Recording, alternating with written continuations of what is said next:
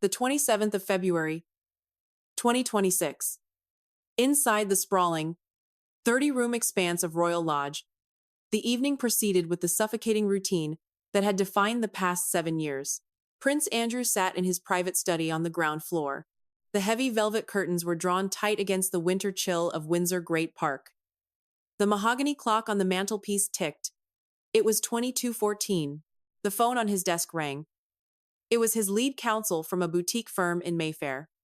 The conversation lasted less than 4 minutes. The lawyer offered no specifics, no definitive warnings, only a tightly coiled directive to remain on the premises and ensure the internal security detail was awake. The line went dead. The Duke of York placed the receiver down. He did not call his brother, the king.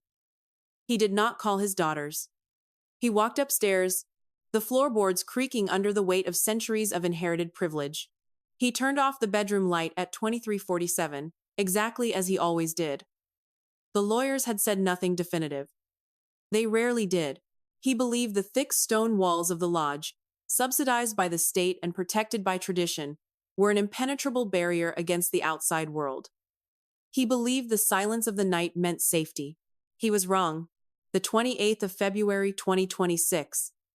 At 02:15 a.m., the freezing winter air enveloping the park was violently pierced by the frantic, sweeping glare of blue police sirens. There was no polite knock at the heavy oak doors. There were no discreet back-channel negotiations conducted in the shadows by high-powered royal fixers and Scotland Yard commissioners. Instead, the imposing iron gates of Royal Lodge swung open to admit a convoy of law enforcement vehicles. The internal royal protection officers, acting on direct, unprecedented orders from an authority higher than the Duke, stood down.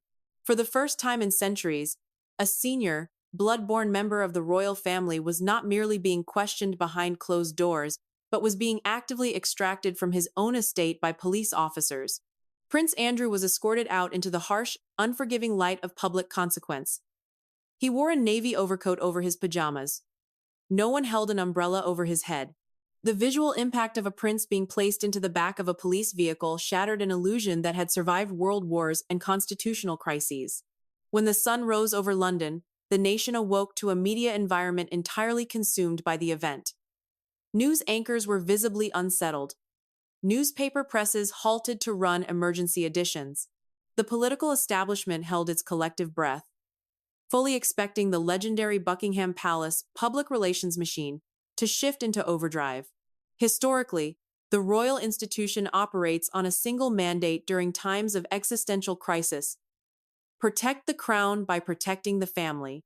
Commentators anticipated a heavily sanitized statement from the monarch, perhaps citing health concerns, offering legal obfuscations, or deploying the invisible shield that had guarded the Windsors since the abdication of Edward VIII. But the statement never came.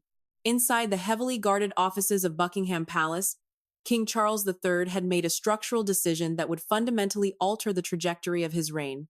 He issued a direct order to his senior courtiers and legal advisors: stand down. There would be no royal bailout. There would be no taxpayer-funded legal defense team mobilized from the palace's reserves. There would be no public expressions of familial sympathy. Charles had not acted out of cruelty. He had acted out of terror. It was the quiet, persistent terror of a man who had watched his mother's reign slowly devoured by the very family members she had sought to protect. For decades, as the longest-serving Prince of Wales in history, he had analytically observed the eroding foundation of the monarchy. He had watched public goodwill hemorrhage over unearned privileges and persistent scandals that the institution could no longer afford to absorb. He knew the sovereign grant, the financial lifeblood of the working monarchy, was politically fragile, tethered to the shifting moods of an increasingly skeptical electorate. He would not make the same mistake of prioritizing blood ties over institutional survival. The extraction was only the first phase. Barely 48 hours after the flashing lights had faded from the Windsor driveway, a formal eviction notice was drafted by the keeper of the privy purse.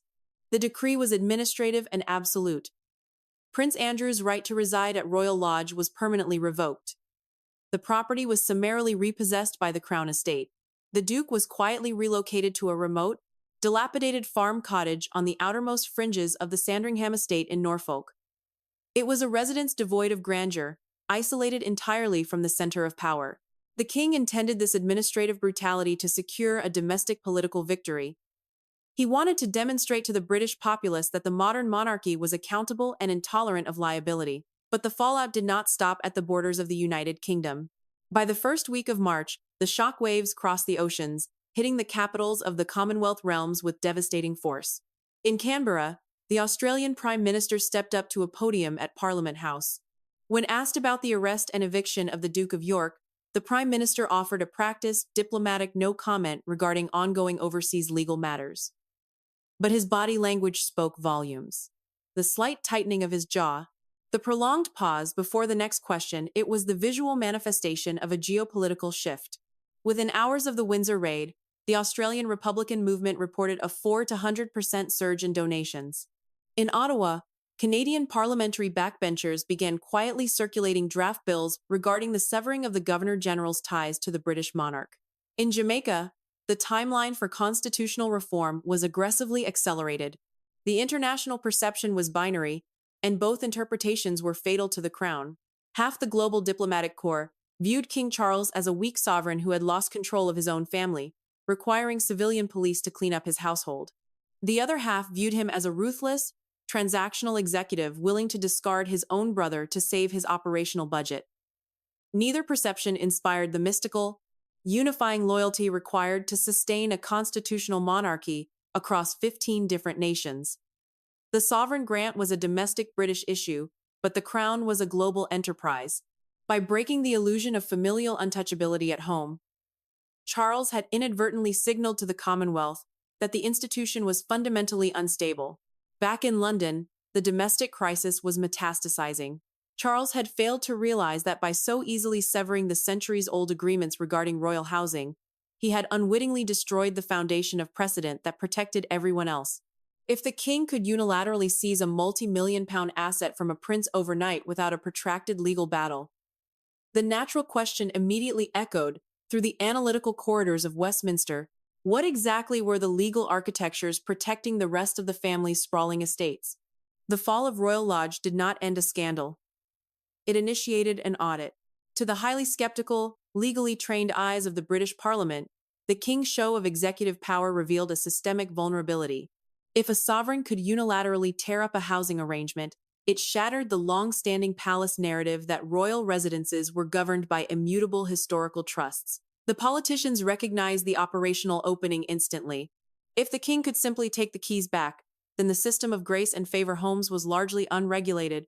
The Public Accounts Committee, PAC, Parliament's most feared financial watchdog, possessing statutory power to subpoena documents and summon officials, declared a state of fiscal review regarding the Crown estate.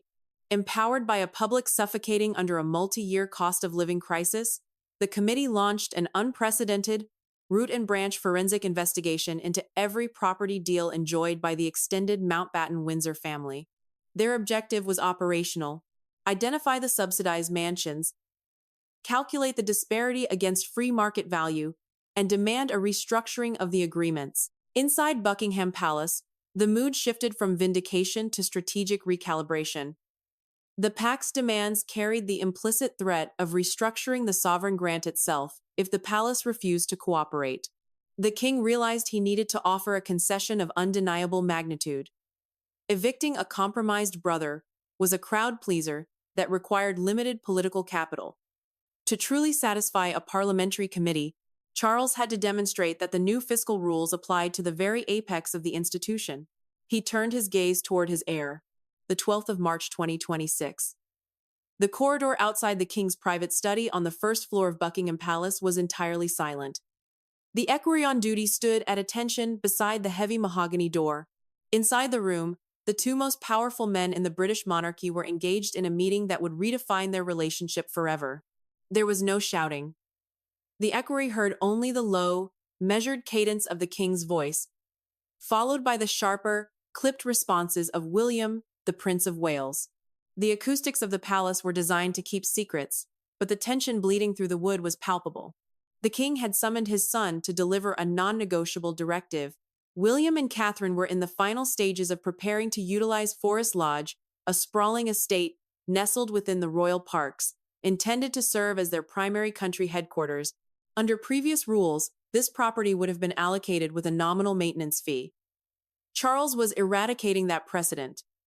To appease the pack, the king required William to sign a legally binding 20-year commercial lease for Forest Lodge, dictated by independent property evaluators based strictly on London's hyperinflated luxury real estate market. At 14:30, the brass handle turned. The door opened. William stepped out. He held a thin leather folder in his left hand. He did not turn back to look at his father. There were no pleasantries exchanged across the threshold. The equerry noticed immediately that the customary, respectful nod the prince usually offered upon departing the sovereign's presence was absent. William's posture was rigid, his jaw set. He walked down the corridor with the heavy, measured steps of a man who had just been handed a bill for his own inheritance. Inside the study, the king sat alone at his desk. The papers were signed. The future King of England was now obligated to pay hundreds of thousands of pounds annually out of his private Duchy of Cornwall income simply to lease a house on ancestral land. When the details of the Forest Lodge lease entered the public domain days later, it officially heralded the death of the grace and favor era. William, aligning with institutional duty, accepted the terms publicly, allowing the palace communications team to frame the commercial lease as a triumph of modern accountability. But internally, the forced financial extraction shifted the dynamic between the sovereign and his heir. It moved from a paternal understanding to a cold, transactional corporate relationship. William had been utilized as a highly visible fiscal shield. The era of grace and favor was over. The crown was now a commercial landlord. Yet, while the Prince of Wales opened his ledger to reinforce his father's reign, the king's victory was structurally incomplete. Charles believed that by forcing his heir into total financial compliance, the extended family would naturally conform. He assumed the era of opaque royal privilege was dismantled. But less than 30 miles from London, hidden behind the towering tree line of the Surrey countryside, another senior royal observed the institutional panic with absolute detachment. While William signed away market value rent to manage political optics, Prince Edward, the Duke of Edinburgh, remained perfectly secure. Because unlike the vulnerable heir to the throne, the king's youngest brother possessed something the monarch could not revoke, a 150-year commercial contract. What does an individual do when the institution they serve holds the unchecked power to seize their home? Most would live in a state of perpetual anxiety, constantly appeasing the reigning monarch. But Prince Edward had anticipated this exact structural vulnerability decades before it materialized. As the pack moved through the Crown Estate, the parliamentary crosshairs inevitably settled on Bagshot Park. This sprawling 120-room Victorian Gothic mansion, set within 51 acres of Surrey countryside, was a primary asset. Parliament and the king's financial enforcers confidently expected it to be the next property restructured. But when the lawyers of Buckingham Palace and the forensic accountants of Westminster examined the Bagshot Park dossiers, they hit a legal wall of unprecedented density. Unlike Prince Andrew, whose occupation relied entirely on informal agreements and sovereign goodwill, Prince Edward had spent years constructing an impenetrable legal firewall. The pact documents revealed a highly sophisticated financial maneuver executed in 2007. Edward had quietly transferred £5 million to the Crown Estate. This was not a security deposit, it was the upfront premium for an extraordinary lease extension that legally bound the Surrey property for 150 years. The length of the lease was formidable, but the corporate architecture of the contract was its true genius. Prince Edward had not signed this monumental lease in his official capacity.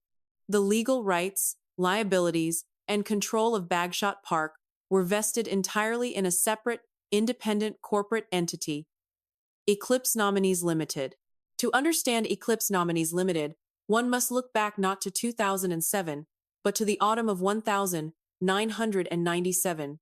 September 1997 was the week the British monarchy nearly collapsed.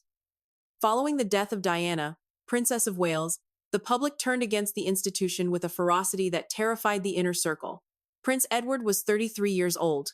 He stood at the gates of Kensington Palace, looking out at the ocean of rotting floral tributes. He listened to the crowds weeping, and beneath the weeping, he heard the sharp, dangerous edge of collective anger directed at his mother, the Queen. While Charles sought to modernize his image and Andrew relied on his mother's unquestioning favor, Edward internalized a different, colder lesson. He realized that public affection is a volatile currency that devalues overnight. He realized that the sovereign's protection only lasts as long as the sovereign is alive. He understood that in a modern, litigious world, divine right means nothing. Contracts mean everything. A few weeks after the funeral, Edward did not consult a royal courtier. He consulted a corporate lawyer in the City of London. Eclipse Nominees Limited was incorporated shortly after.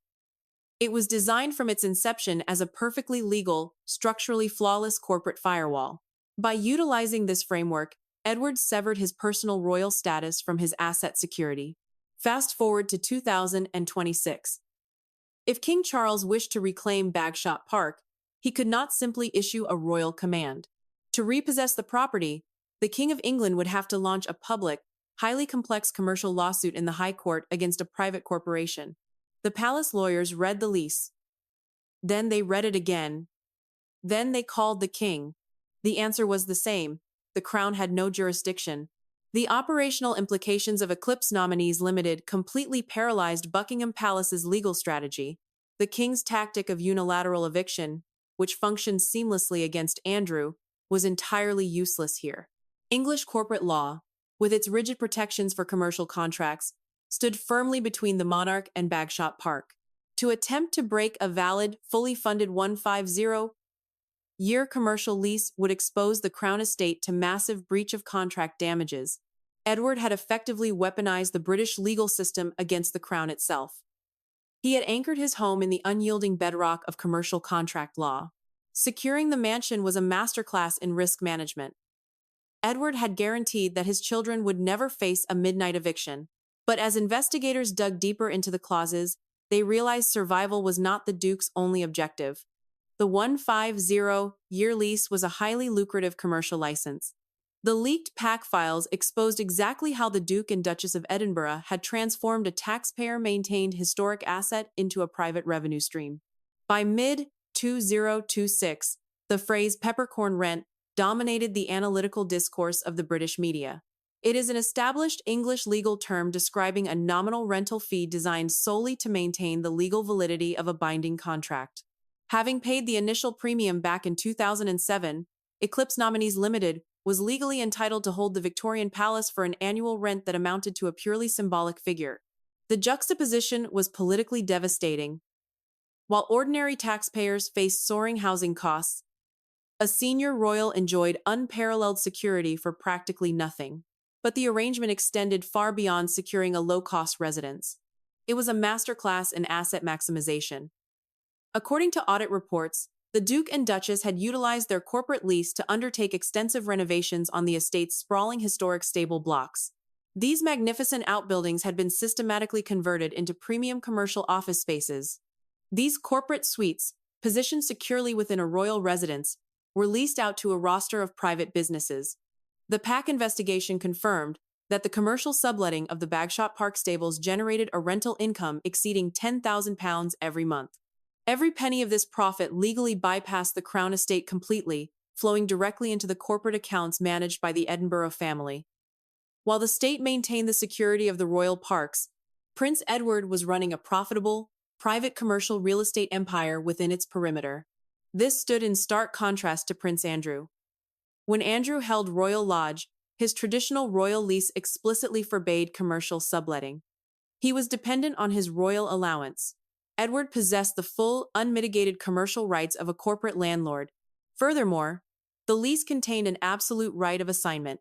Unlike a traditional royal resident, who must surrender a property back to the monarch without equity compensation, Eclipse Nominees Limited held the legal power to sell the remainder of the Bagshot Park lease to a third party on the open market. If Surrey real estate values skyrocketed, the entity could assign the remaining decades to the highest bidder, securing a gargantuan capital gain. He had privatized the future equity of a state asset. The revelation of this untouchable enterprise disrupted the king's narrative of a reformed monarchy. Charles had sacrificed his own heir to appease Parliament, yet his younger brother remained insulated from the king's authority. The disparity in security dictated entirely by who had retained the best corporate lawyers decades prior altered the internal dynamics of the family. The crown had been reduced to a landlord holding a subordinate contract. The battle line shifted from parliamentary hearings to a quiet operational rebellion. Sunday, the 5th of April, 2026. The official royal diary stated that the Duke and Duchess of Edinburgh would undertake a private skiing holiday in the Swiss Alps for the Easter weekend. Photographers staked out the private aviation terminals. On that crisp spring morning, however, the convoy of armored vehicles carrying Prince Edward and Sophie did not head toward Farnborough Airport. In a sharp operational pivot that caught the monarch's intelligence apparatus off guard, the vehicles tore onto the motorway, driving relentlessly northeast. Their destination was the wind-swept flatlands of the Sandringham estate in Norfolk. Specifically, they were heading straight for Wood Farm, the isolated cottage where King Charles III had relocated Prince Andrew. This change of itinerary was not a leisure decision. It was a deliberate deployment of optical power. To comprehend the weight of this visit, one must understand the absolute quarantine King Charles had attempted to construct. The eviction from Royal Lodge was designed as a mandated social and familial excommunication. The sovereign had conveyed that institutional survival depended on a unified, ruthless front. Association with the exiled prince was heavily discouraged. Charles believed the systemic restructuring enforced by the pact would guarantee compliance from his siblings. The forced unity of the institution fractured under the weight of this assumption. The first breach had occurred weeks prior, initiated by Princess Anne. Universally respected, Anne discarded the bureaucratic coldness of the eviction. Royal insiders leaked that she had directly contacted her brother. Furthermore, in a move that circumvented the king's authority, she extended a formal invitation for Andrew to seek sanctuary at her own privately owned country estate, Gatcombe Park. Prince Edward and Sophie's Easter maneuver escalated this quiet resistance into a visible metric of power. By canceling an international holiday to drive directly into the heart of the king's relocation zone, the Edinburghs weaponized their visibility. When the press caught wind of the convoy, Palace Communications attempted to frame the trip as a routine welfare check. But the political establishment registered the true gravity of the optics. It was a calculated demonstration that while the sovereign controlled the official machinery of the state, he did not command the absolute deference of his bloodline. Edward, legally insulated from the property audit via his corporate lease, was publicly demonstrating that the central apparatus had lost control of the narrative. They did not issue a statement. They simply drove north. And in doing so, they redrew the map of royal power. A distinct counterfaction had rapidly solidified outside of London. Princess Anne, Prince Edward, and Sophie established a boundary, signaling that the corporate survival tactics of the Carolian era would not unilaterally overwrite familial infrastructure. They refused to let a family member be managed entirely as a toxic corporate liability. The fallout from this optical defiance was complex. The king was simultaneously portrayed as an administrator outmaneuvered by his brother's corporate lawyers and a sovereign whose senior working royals were actively undermining his isolation strategy. Driven into a corner by parliamentary audits and operational pushback, Buckingham Palace realized strategic silence had expired. A definitive statement was required, but the resulting document would not project absolute authority. It would serve as a formal recognition of the Crown's legal limitations. On the morning of the 10th of April, 2026, the press offices of Buckingham Palace released a statement that would be endlessly dissected by constitutional analysts. It was carefully calibrated, but beneath the polished veneer of bureaucratic jargon lay a structural concession. The crucial segment was brief: respect for the rule of law. To the untrained eye, it read like a standard platitude. To those tracking the institutional friction, it was a strategic retreat. King Charles III, the sovereign who had initiated a ruthless purge of royal real estate, was officially capitulating to the legal architecture of his brother's corporation. The statement was a calculated attempt to quell the dual crises. The release noted that the king remained committed to financial transparency and welcomed parliamentary oversight. It highlighted that all future property leases, specifically pointing to the Prince of Wales, would strictly adhere to commercial rates. But the final sentence was the anchor. Regarding historical legal agreements established through independent corporate entities, the palace stated it would respect the rule of law and the sanctity of existing contracts. It was a structural compromise that exposed the boundaries of monarchical power. By publicly confirming Prince William's market value rent, Charles offered Parliament its required optics of accountability. But the latter half of the declaration was a formal recognition of Eclipse Nominees Limited. The King of England was publicly admitting that the institution was powerless to break Prince Edward's 150-year commercial lease. The Crown could not touch Bagshot Park. It could not restrict the commercial subletting of the stables. Edward had drawn a definitive line with a corporate shell company, and the sovereign had conceded.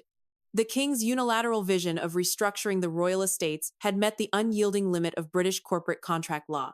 The immediate result of this restructuring was a partitioned institution. On paper, King Charles III achieved the slimmed-down monarchy he desired. He had excised liability and established new fiscal precedents. But the cost was the transition of the family from a cohesive unit into a corporate entity defined by legally enforced boundaries. Two distinct centers of gravity crystallized. At Buckingham Palace, the king presided over an isolated, rigidly controlled central command. Away from the capital, Anne, Edward, and Sophie formed an operational counterweight. And quietly navigating between them were the Prince and Princess of Wales. Their relationship with the monarch now permanently filtered through the lens of institutional utility. By late June 2026, the immediate media frenzy had subsided, replaced by the cold, functional reality of the new arrangements. The summer sun set slowly over Bagshot Park. The estate was immaculate. At 17:30, the lights inside the renovated stable blocks began to switch off. The employees of the private commercial firms leasing the suites packed up their briefcases, got into their cars, and drove through the security gates, nodding to the armed police who stood guard outside. The rent checks cleared on the first of the month, every month. The funds transferred smoothly from the corporate tenants into the accounts of Eclipse Nominees Limited. The Crown Estate received its peppercorn. The system had absorbed the shock. The institution had not collapsed. It had simply adjusted its architecture. The survival of the fittest in the modern royal era did not belong to the one with the highest title, but to the one with the tightest contract. The true legacy of the 2026 property war would not be measured in audits or media skirmishes. It was measured in the perception of the generation preparing to inherit the system. They had observed the mechanics of survival. They saw that institutional continuity was preserved through corporate entities, funded trusts, and ironclad commercial agreements. Blood provides access, but only legal architecture provides security. On the morning after the summer solstice, James, Earl of Wessex, was photographed leaving his father's lawyer's office in Mayfair. He was carrying a briefcase. He was 19 years old.